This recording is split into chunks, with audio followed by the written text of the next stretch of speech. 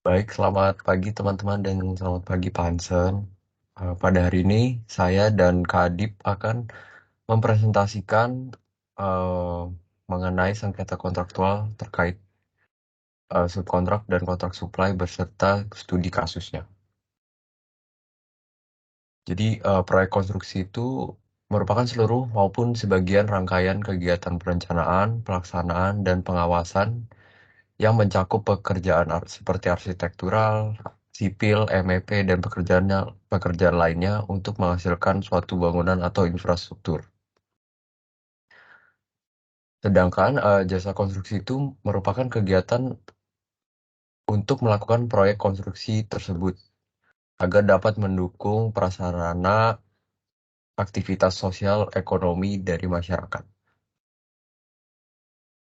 Jadi secara ideal itu jasa konstruksi berlandaskan pada asas kejujuran, kesetaraan, profesionalitas, dan lain-lain.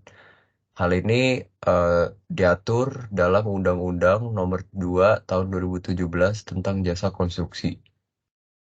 Akan tetapi saat ini di Indonesia itu masih sering terjadi sengketa konstruksi yang merupakan itu menjadi salah satu permasalahan utama pada industri konstruksi saat ini. Nah, salah satu sengketanya itu ada sengketa kontrak konstruksi yang antara pihak kontraktor sebagai penyedia jasa dengan subkontraktor atau biasa disebut sebagai sengketa subkontrak yang akan kami bahas pada hari ini. Jadi subkontrak itu merupakan bentuk kontrak yang diberikan kepada subkontraktor oleh kontraktor utama menurut Sujoko pada tahun 2019. Jadi sub- subkontraktor itu dapat diartikan adalah kontraktor yang mendapatkan pekerjaan dari kontraktor lain dengan melalui eh, bentuk perjanjian yaitu subkontrak. Sedangkan menurut Fidik itu subkontraktor memiliki arti sebagai semua orang yang disebut di dalam kontrak maupun ditunjuk sebagai subkontraktor terhadap suatu bagian dari pekerjaan dan juga sekaligus sebagai pengganti sah dari jabatan orang-orang tersebut. Menurut Thomas pada 2015, itu tidak jarang ditemui dalam proyek konstruksi bahwa hampir lebih dari 40% dari keseluruhan pekerjaan yang tertera dalam kontrak itu dikerjakan oleh subkontraktor.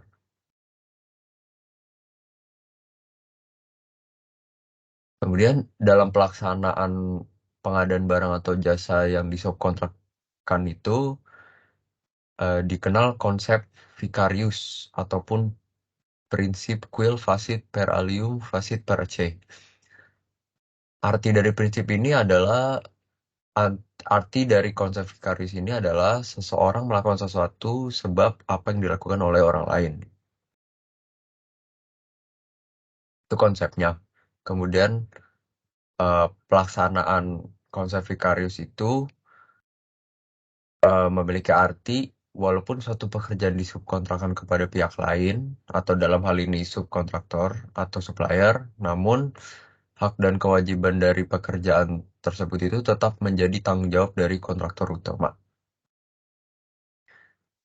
Nah, karena hal ini, maka eh, jika terjadi pemutusan kontrak antara owner dengan kontraktor utama atau bila subkontraktor atau supplier gagal dalam memenuhi kewajibannya, kontraktor utama itu memiliki hak untuk memutuskan subkontrak dengan subkon. Jadi menurut berdasarkan pemilihannya itu, menurut Sujoko pada 2019, subkontraktor itu dapat dibagi menjadi dua, yaitu nominated dan domestic. Untuk subkontraktor yang pemilihan nominated itu dengan melalui proses tender yang diadakan oleh owner ataupun subkontraktor itu ditunjuk langsung oleh owner tersebut ataupun melalui konsultan.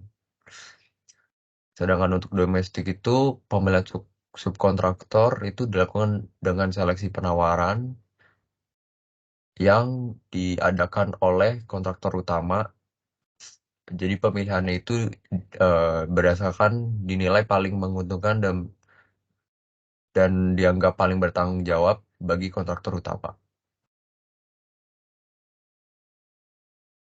Kemudian untuk jenis subkontrak itu, menurut Pahmenan pada 2013, selain prinsip Vicarius tadi, dalam subkontrak itu terdapat juga prinsip bahwa yang boleh disubkontrakkan hanya merupakan sebagian dari pekerjaan utama, dari pekerjaan kontraktor utama. Maka secara umum itu jenis subkontrak dapat dibagi menjadi tiga, yaitu subkontrak atas bahan, peralatan, dan perlengkapan tanpa tanpa subkontrak atas jasa. Kemudian ada subkontrak atas jasa dengan bahan dan perlengkapan yang sudah disediakan oleh kontraktor utama. Kemudian yang ketiga itu ada subkontrak. Subkontrak atas bahan, peralatan, perlengkapan, dan juga jasa menyeluruh. Akan tetapi tetap saja eh, prinsip tadi tetap berlaku, yaitu hanya sebagian dari pekerjaan utama yang dikerjakan oleh main kontraktor atau kontraktor utama. Selanjutnya itu ada tahapan untuk menghadapi subkontrak. Jadi sengketa dalam subkontrak itu sangat variatif, maka setidaknya terdapat beberapa hal yang perlu diperhatikan berkaitan dengan menghadapi subkontrak dan menghindari sengketa subkontrak dalam pekerjaan konstruksi. Yang pertama itu ada pada bagian penentuan subkontrak. Pada pada tahapan ini itu sebaiknya terlebih dahulu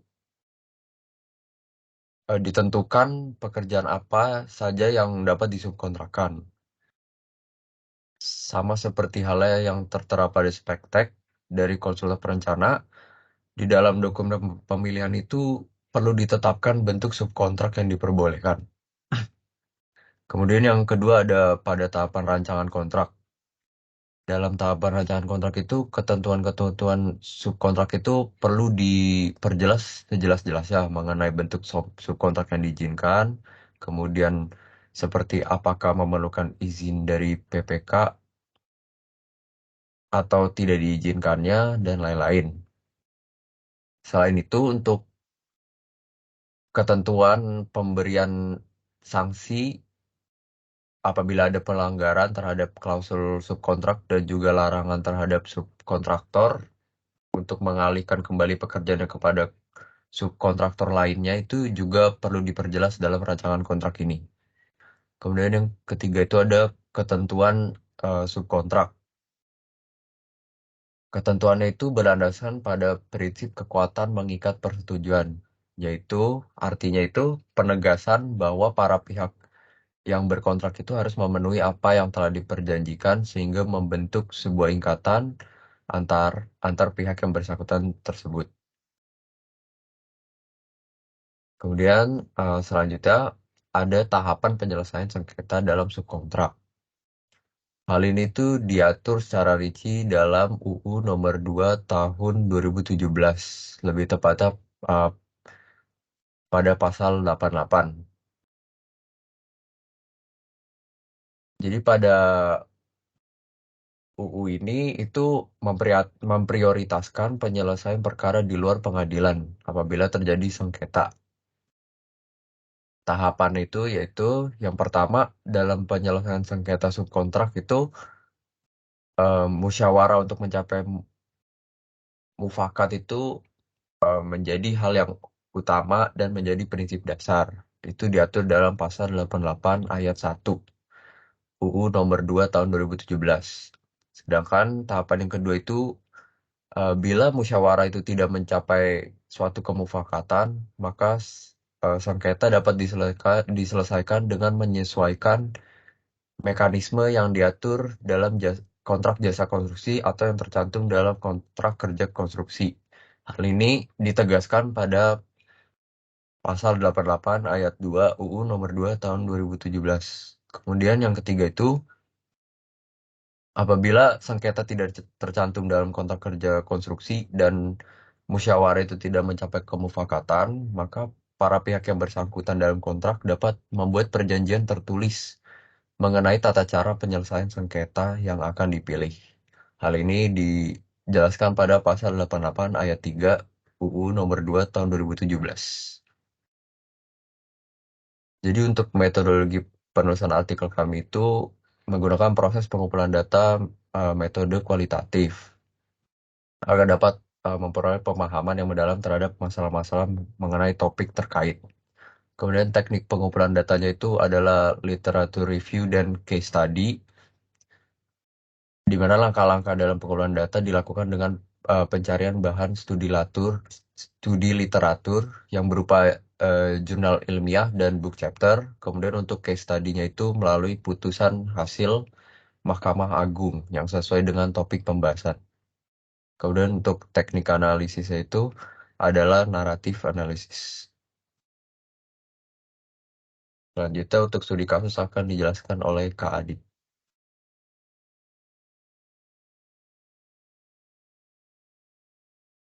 Baik, terima kasih Mas Ando.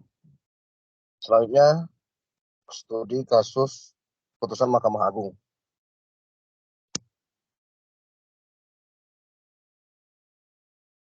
Kasus 1, putusan utusan nomor 1492 K garing Pit Sus garing 2017 Didi Antono. Penggugat pejabat pembuat komitmen atau PPK, tergugat Didi Antono alias Didi bin almarhum Aluk.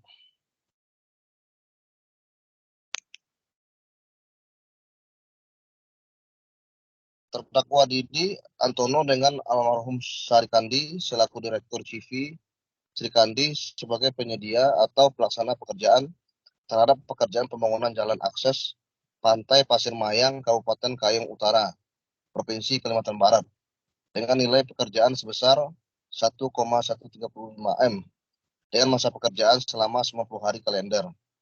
Dimulai sejak tanggal 3 Oktober 2012 sampai 31 Desember 2012. Ditambah dengan masa pemeliharaan selama 90 hari kalender. Dengan uraian item pekerjaan yaitu pembangunan jalan, pembangunan jembatan, dan pembangunan gorong-gorong. Dalam pelaksanaannya, almarhum Sarikandi selaku Direktur CV Srikandi tidak melaksanakan kewajibannya sesuai dengan surat perjanjian kerja atau SPK, melainkan pihak lain dalam hal ini yaitu terdakwa Didi Antono, yang mana telah terjadi kesepakatan lisan antara almarhum Sarikandi dengan terdakwa Didi Antono mengenai peminjaman perusahaan CV Srikandi dengan balas jasa berupa fee sebesar 2% sampai dengan 2,5% dari nilai kontrak atau sekitar 22 juta rupiah.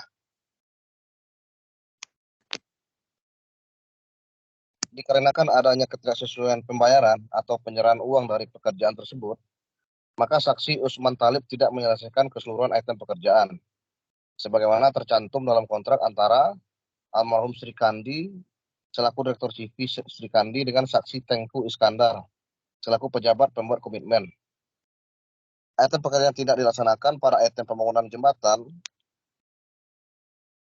hal itu antara lain disebabkan karena terdakwa Didi Antono dan almarhum Sarikandi tidak menyelesaikan pembayaran serta masih mempunyai hutang pembelian material dengan masyarakat Dusun Pasir Mayang.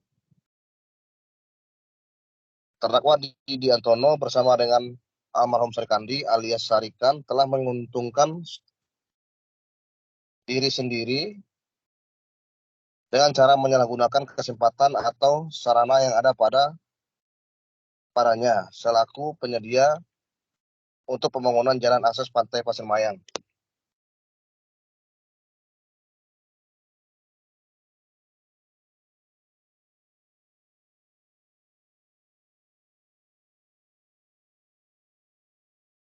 Next.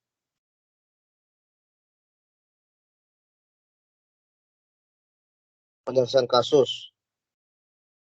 Pertama, menjatuhkan pidana penjara terhadap terdakwa tersebut dengan pidana penjara selama 3 tahun, serta pidana denda sebesar 50 juta rupiah.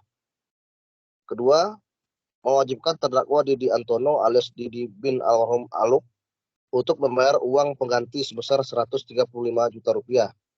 Apabila terdakwa tidak membayar pidana denda tersebut, maka harus diganti dengan pidana kurungan selama 1 bulan. Ketiga, jika terdakwa tidak membayar uang pengganti paling lambat 1 bulan setelah putusan pengadilan memperoleh kekuatan hukum tetap, maka harta bendanya dapat disita oleh jaksa dan dilelang untuk menutupi uang pengganti tersebut. Dalam hal terdakwa tidak mempunyai harta benda cukup untuk membayar uang pengganti tersebut, maka dipidana dengan pidana penjara selama 2 tahun.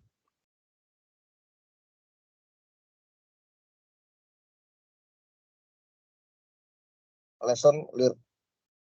Kasus 1 terjadi pada proyek pembangunan jalan akses pantai Pasir Mayang, Kabupaten Kayong Utara, Provinsi Kalimantan Barat. Karena peminjaman perusahaan ke pihak lain dan progres yang dilaksanakannya masih 0% dan memberikan fee kepada perusahaan yang dipinjamnya ini.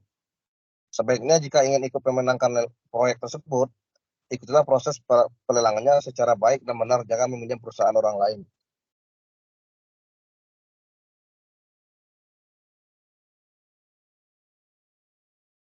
Kasus 2, putusan nomor 281K/Pit/Sus/2017 Ahmad Syafi'i. Penggugat Zulpendi S selaku kuasa pengguna anggaran atau pejabat pembuat komitmen. Tergugat Ahmad Syafi'i.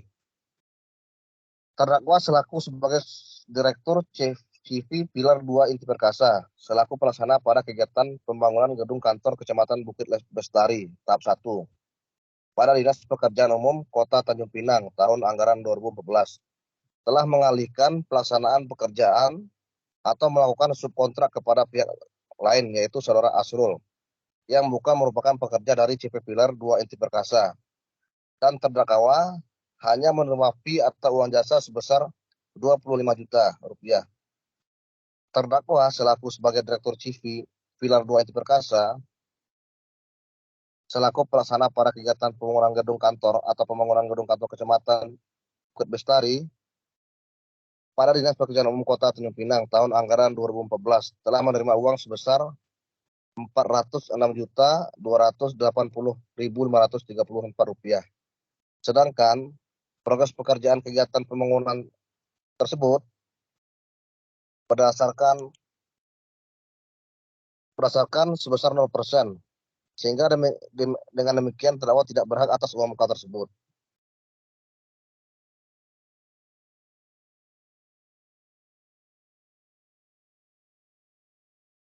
CV Pilar 2 Inti Perkasa selaku penyedia jasa wajib mengembalikan uang muka sebesar 406.280.534 rupiah ke kas daerah kota Tanjung Pinang secara bertahap paling lambat tanggal 29 Desember 2015, sehingga telah menjawabkan uang negara tersebut tidak dapat dipertanggungjawabkan. Terdakwa Ahmad Syafi'i telah menguntungkan diri sendiri dengan cara menyalahgunakan kesempatan atau sarana yang ada padanya selaku penyedia untuk kegiatan pembangunan gedung kantor Kecamatan Bukit Bestari tahap 1 pada Dinas Pekerjaan Umum Kota Tanjung Pinang.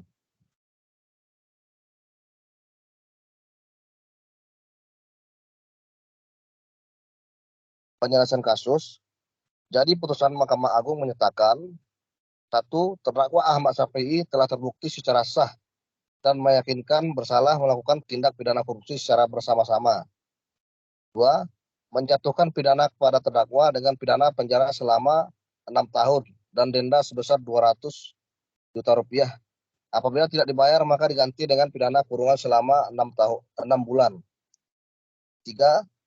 Membayar uang pengganti sebesar 406.280.000 rupiah yang akan disetor ke kas negara.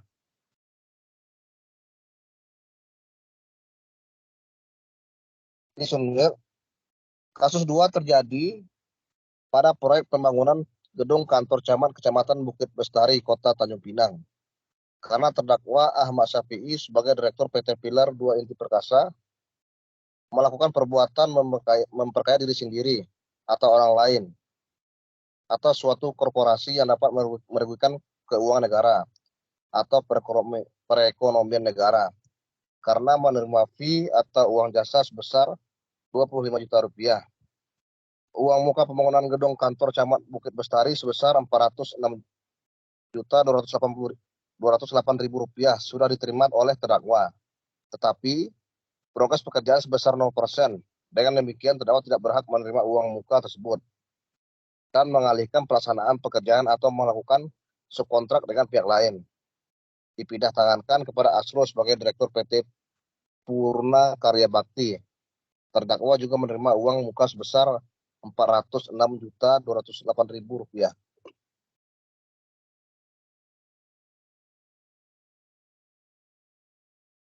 Kasus 3. Putusan nomor 1987 K Pit Sus 2016 Andi Sastra Ahmad ST. Penggugat Wan Ramli STMT pejabat pelaksana teknis kegiatan PPTK. Tergugat Andi Sastra Ahmad ST. Terdakwa Andi Sastra Ahmad ST selaku ketua panitia penerima hasil pekerjaan dan serah terima akhir pelaksanaan pelebaran jalan HR Subrantas melakukan perbuatan melawan hukum secara bersama-sama dengan Wan Ramli STMT. Telah melakukan perbuatan yang tidak sesuai dengan tugas, fungsi, dan tanggung jawabnya, yaitu telah dilakukan pembayaran 100% kepada saksi M. Suwanto selaku pelaksana kegiatan Direktur PT Dumai Sakti Mandiri dengan total uang yang dibayarkan sebesar 2.616.301.636 rupiah. Tetapi kegiatan pelebaran jalan tersebut belum dilakukan secara terima akhir atau FHO.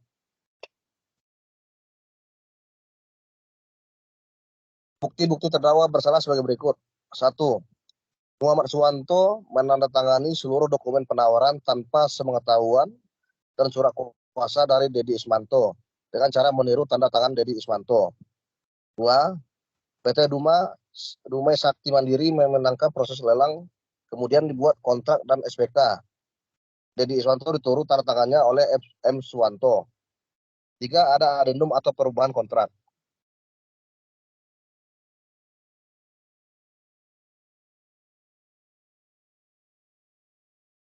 Putusan Mahkamah Agung menyatakan 1.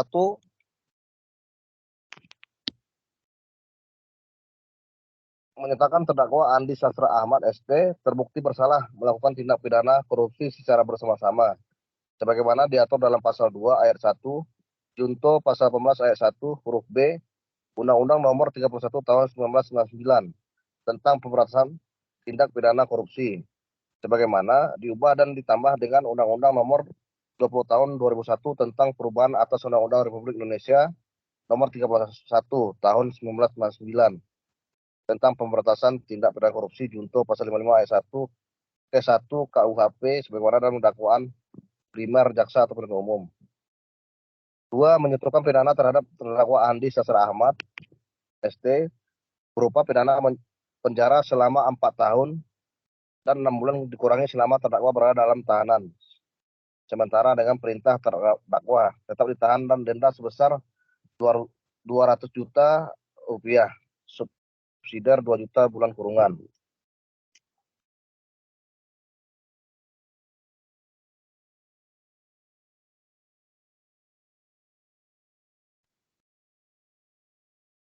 Personil. Kasus 3 terjadi pada proyek pembangunan Jalan HR Subrantas putusan nomor 1987 K Pit Sus 2016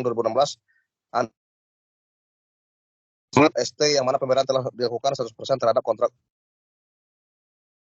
akhir atau FHO.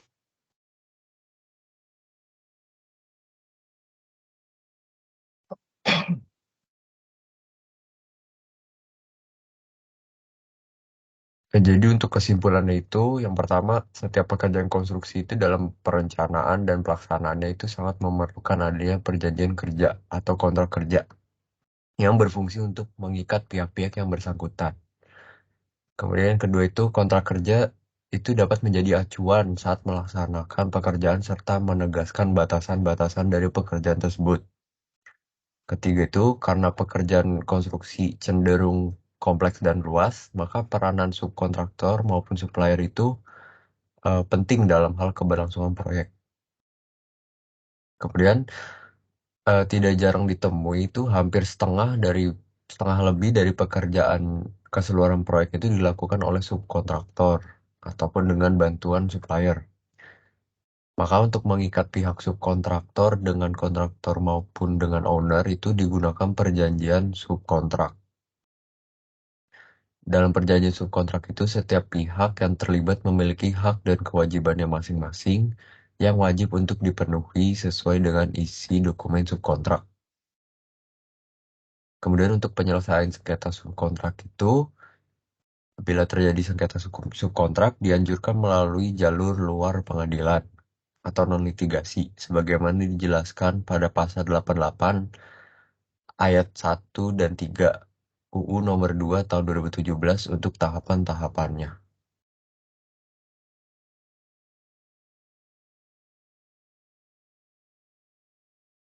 Oke, lanjut. Kesimpulan studi kasus. 1. Dalam perjanjian kontrak konstruksi, semua pihak yang terlibat harus mengikuti dan melaksanakan hak dan kewajibannya. 2. Dampak yang ditemukan dari sengketa tersebut merugikan negara dan pihak lain yang terlibat. 3. PPTK atau lembaga yang menyediakan barang dan jasa atau pelelangan proyek sebaiknya tidak memakai hak jabatannya untuk melanggar hukum undang-undang.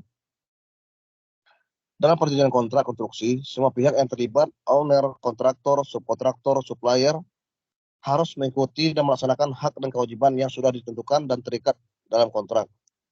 Dan apabila salah satu dari pihak tidak melaksanakan dari isi kontrak tersebut, akan berdampak dan menimbulkan sengketa dalam kontrak tersebut. Risiko terbesarnya merugikan uang negara dan pihak yang terlibat.